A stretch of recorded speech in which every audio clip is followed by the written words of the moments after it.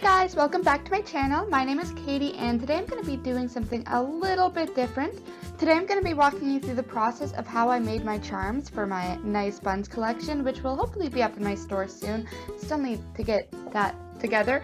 Anyway, I started off with some super loose sketches in my sketchbook and I laid a sheet of shrink film. The brand I'm using is called Grafix. I'll put that in the description, and I'm just laying that over top of it. Since it's a little bit translucent, I'm able to use this sketch underneath as a guide. And I'm just using art markers to make my designs. I find Sharpie paints also work very well and are actually a little more versatile since they're so much more opaque, but you just don't have the color range that you would get by using art markers. The colors I'm using today in order are Deco Yellow from Prismacolor, Yellow Ochre and Almond from Alpha, Burnt Sienna from Copic, and I'm doing my line art in Vandyke Brown, which is also from Alpha.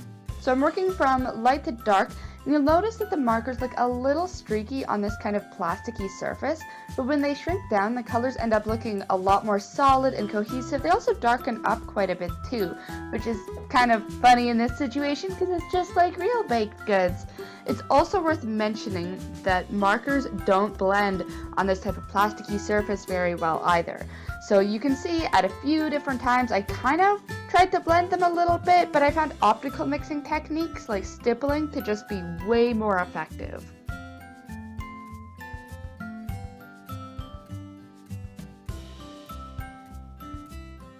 Food is something that I've always been very passionate about. I love eating it, but I've also always loved drawing it.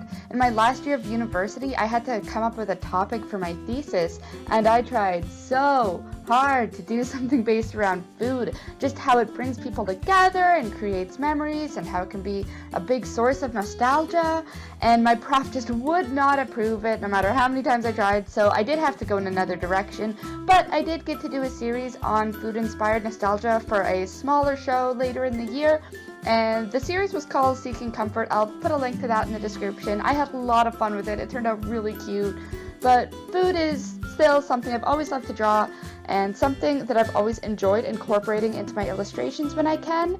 Even when I was in high school, and oh my god, I used to be really into making polymer charms, and they were almost exclusively of food.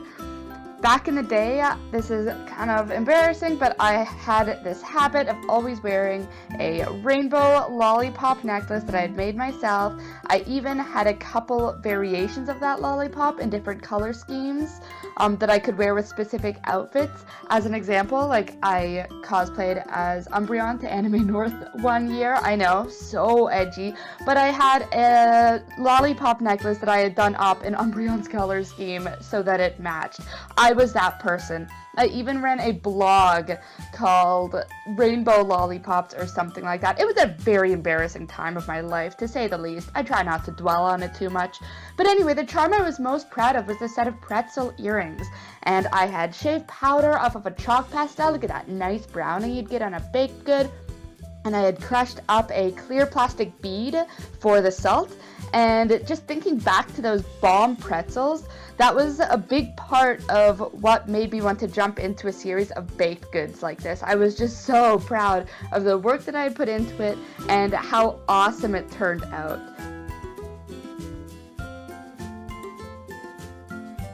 So after I finished with my designs, I went ahead and cut all of them out, and I put a small hole in each one.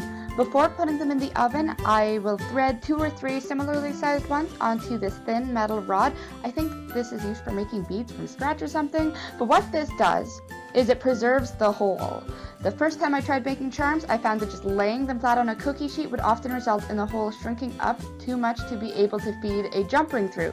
So baking them on something like this just keeps the hole open. And I just lay it on the oven rack so that the charms hang through the slots, and I bake them at 350 degrees Fahrenheit. Each one is different, so rather than setting a timer, I really recommend that you just turn on the oven light and watch the glass door until you can see that they're perfect. It only takes like a minute or so. It does not take long. Next, I'm just getting my findings ready. I got all of these from Michael's. They were around $5 each. So I have 6mm jump rings, I have the key rings, and I also have a small length of chain that I'm just going to use for connecting them. So I'm taking a charm and I'm taking a jump ring. First you have to open up the jump ring. You should really be using 2 sets of pliers. Don't use your friggin' nails like I did. And I put that aside because I wasn't ready for it yet. Take your chain. I counted out 5 links, and then I took the 6th one and I opened it up. And these ones are very, very sturdy, so you really have to pry to get them opened.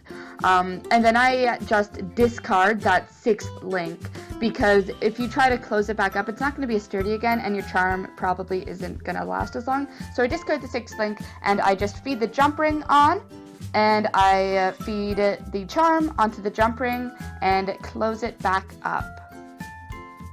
And then I take another jump ring, I put it on the opposite end of the chain, as well as one of the key rings.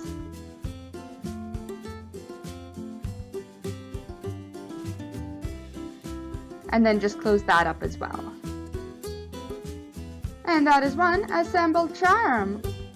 So I'm just gonna speed through the rest of them. I started off by just making a whole bunch of the little 5 chain links just to make it easier on myself, get the hard work done at once.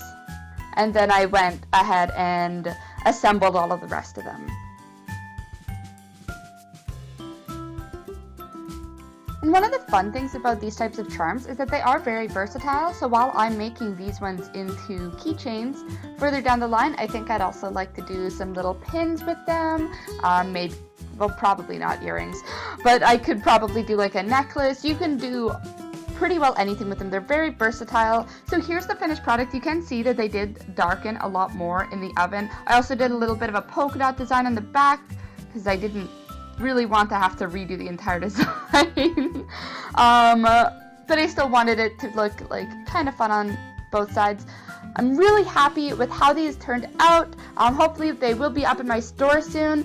If you guys want to see more of my artwork, you can check out my website at KTAddison.com or my Instagram at KTAddisonDraws.